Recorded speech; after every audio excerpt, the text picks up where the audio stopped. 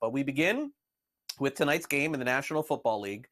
And look, they're opening up with a good one. It's the Kansas City Chiefs again on opening night. If you haven't been paying any attention over the last few months, the Chiefs are 3-point favorites tonight.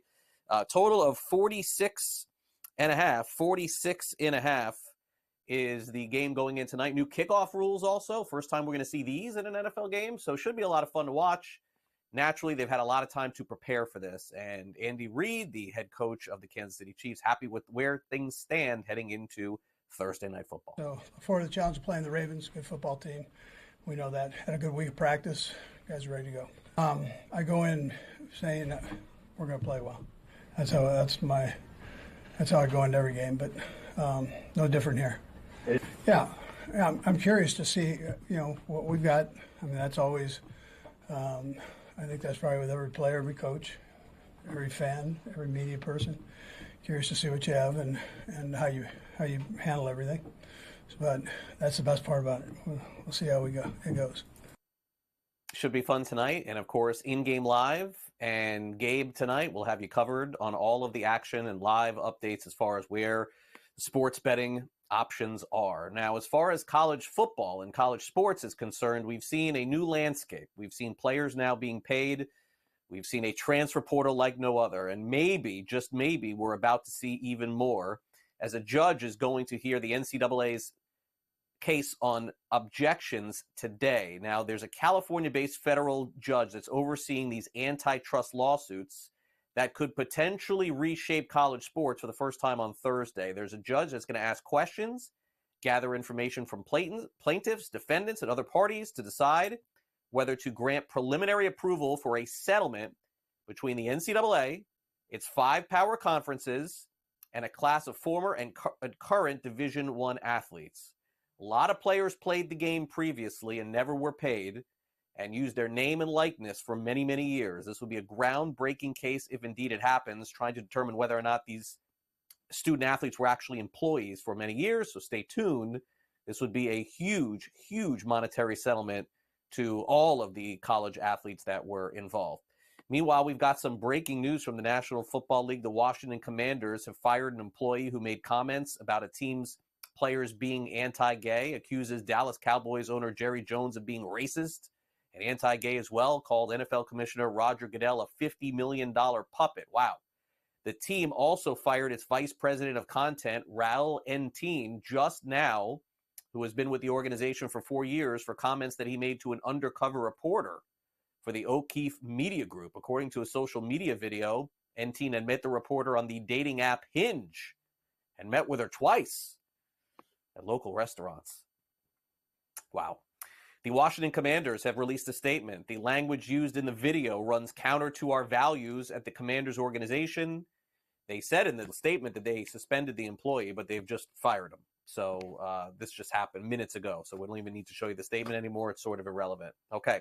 Now let's move on to the National Football League. As we said, week 1 begins tonight. Chiefs and Ravens should be a good one. Tomorrow night, we'll have the NFL playing in Brazil. It's the Packers and Eagles. And amid some concerns that the players are sort of scared for their family safety, São Paulo has tightened security ahead of the NFL game in South America. And naturally, this is going to be the first time the NFL's opened up on a Friday night, let alone in Brazil as well. Really good news, too, though, from the National Football League. I like telling you good news. DeMar Hamlin is back as a starter for the Buffalo Bills. First time in over a year. He's going to start in the secondary against the Arizona Cardinals and met with the media to talk how great it is to be back as a starter with the Bills. Truly a blessing, you know what I mean? I reflect back on the whole process. And, not knowing if I would even be able to play again, sitting in that uncertainty was like eating at me, it was really eating at me because football is truly my passion. It's the thing that I've always been obsessed with my entire life. So, just sitting back and thinking all the way back then. But, it just all goes to the power of being process-oriented and taking things one day at a time and accepting where you are at each moment of the process. It truly allows you to, conquer anything of what you're facing.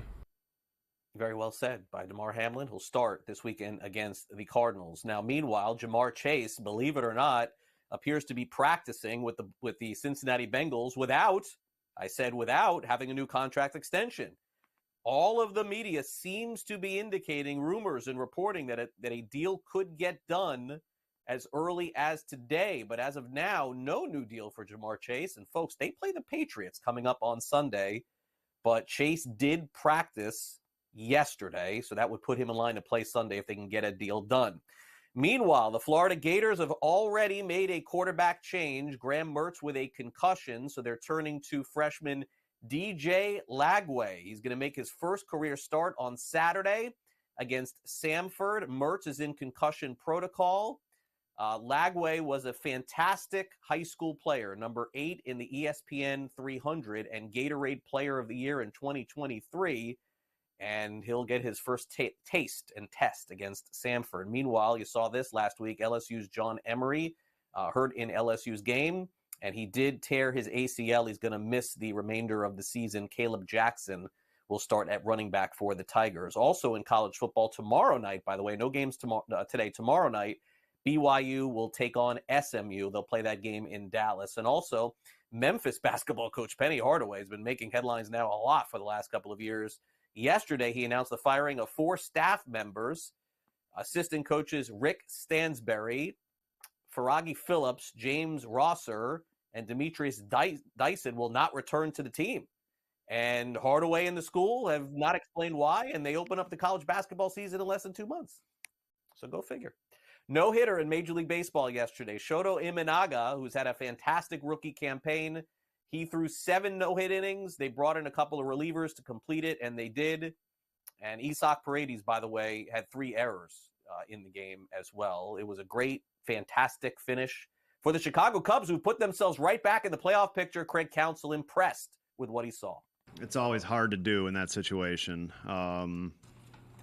But look, just you're taking care of Shota. I mean, it's 100% about taking care of Shota, and making sure we're doing the right thing for him. And so,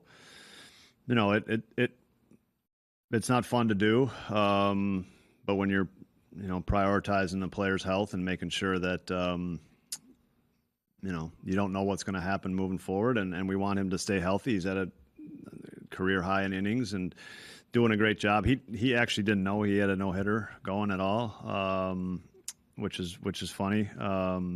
But yeah, Tommy and I talked about it. We considered it, frankly, after the 6th inning. I would tell you right now, the craziest market on FanDuel in baseball this year has been the NL Rookie of the Year. Imanaga the favorite, Skeens the favorite, Merrill the favorite, Imanaga the favorite. This thing has gone all over the place. San Francisco Giants signed Matt Chapman to a contract extension, so he'll return to San Francisco. 6 years, $151 million. The White Sox finally won last night. They snapped a 12-game losing streak. And in addition, Bryce Harper left the game last night with a hit by pitch on the left elbow. We'll see what his status is injury-wise as the Phillies get ready to play the Marlins this weekend.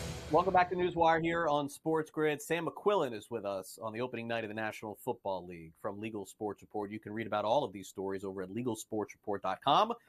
Sam, college football all the way back now. We're a week and a half in, basically, and the NFL returns tonight. And naturally, we got a lot of topics to discuss. Thanks for coming on the show. Yeah, thanks for having me, Craig.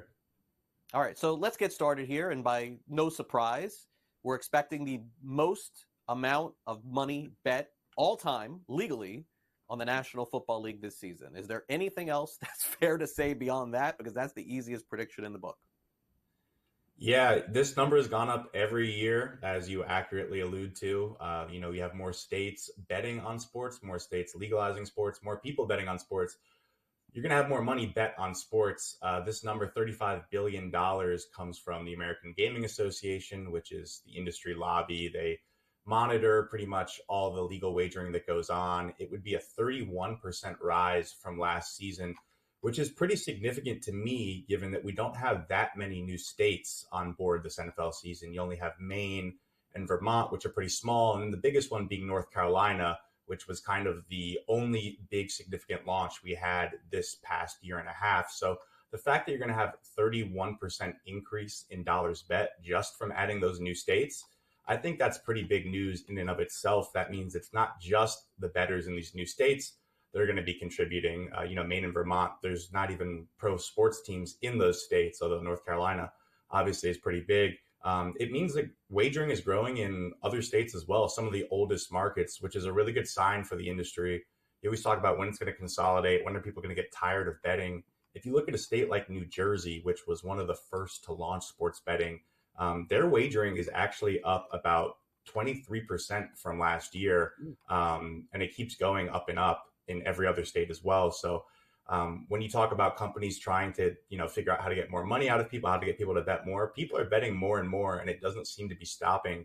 We only have about 38 states with legal sports betting in Washington, D.C. So there's definitely some more that will probably add to this number in the coming years. Maybe you have California, Texas down the line. Obviously, this number will balloon at that point, but we don't know when that's going to be. We don't know what the world of legal sports betting is going to look like. Obviously, NFL is a huge draw. So $35 billion just legally on this season as well. They estimate a lot of the money still goes to the black market as well. So it's a number that continues to go up, which is a good sign for the industry. Yeah, no, look, it's only natural to think, as you said, once one of the bigger states gets legalized, this number could really jump. Now, as far as some of the odds are concerned going into the season, what we're noticing, Sam, at least initially, is the odds makers have made a lot of the NFL totals a little higher going into the season, a point or maybe 2 points or 3. They sort of look off, to be honest with you. A lot of these games, you're wondering why the totals are so high. Do you think it has a lot to do with these new kickoff rules? Because it seems to be an indication of that.